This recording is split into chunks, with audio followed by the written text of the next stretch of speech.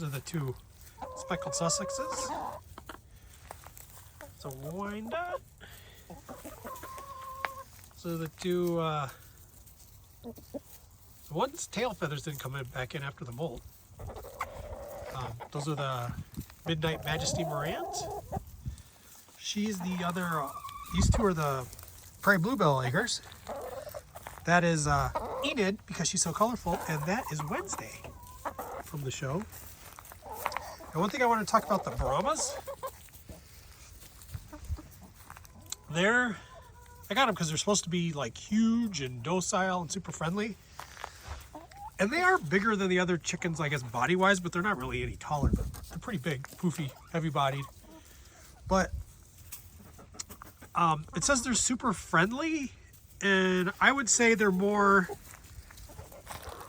just super docile. Not that they're friendly. Like the Sussexes and like Enid, they're super. Enid's really friendly, and so are the Sussexes. They always come up to you. They're always like, what are you doing? You know, kind of bothering you when you're cleaning and stuff, but they're super friendly. Where these guys aren't really like that. They're just, you can handle them and they don't move. They're just super, just kind of like little chubby speed bumps. You know, they don't do anything. They do love their food. But the only thing I don't like about them is they're so docile. They'll let the other chickens just like, there's a couple that have like bare spots. Like this one has the best feathers out of all of them. They never really grew in their tail feathers great. You see that one sort of doesn't have a tail, and there's other ones that are bald on the butt. And the one used to always get pecked on to where it was bleeding, like would have a hole in its back. And they don't really, and they would just sit there and let them do it. Like didn't even like fight back or move or anything. So that's the only thing. They're so docile, they're almost like they've got no self-survival.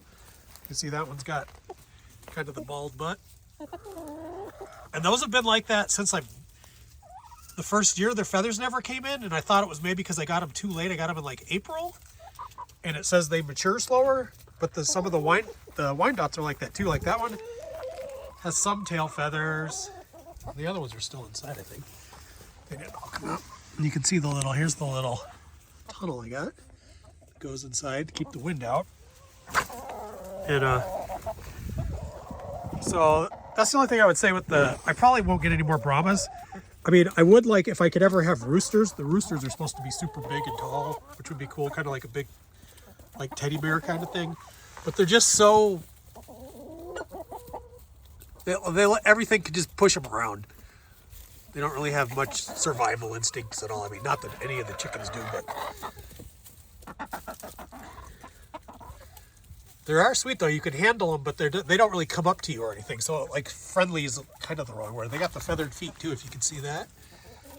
Oh, the other thing I wanted to talk about is it never really gets muddy out here. And I think it's because we have a big silver maple.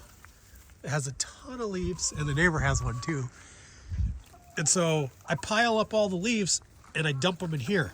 Like it'll be like 2 feet deep of leaves in here. And in like a week, they'll all be like shredded to nothing.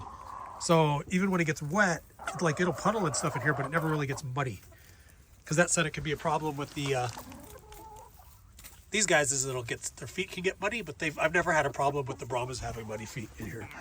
Because I'll put hay down. I think it's because there's so much organic matter that it's not like dirt.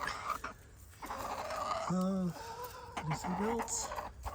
I do close up these, and then I open up this one on the south facing side and the other side in the summer. So there's more air going through. What else? I would never do this board and batten again just because it was so much work. Like, I think it looks cool, but it would just be way easier to put up siding or just straight sheet wood, plywood, instead of doing that again.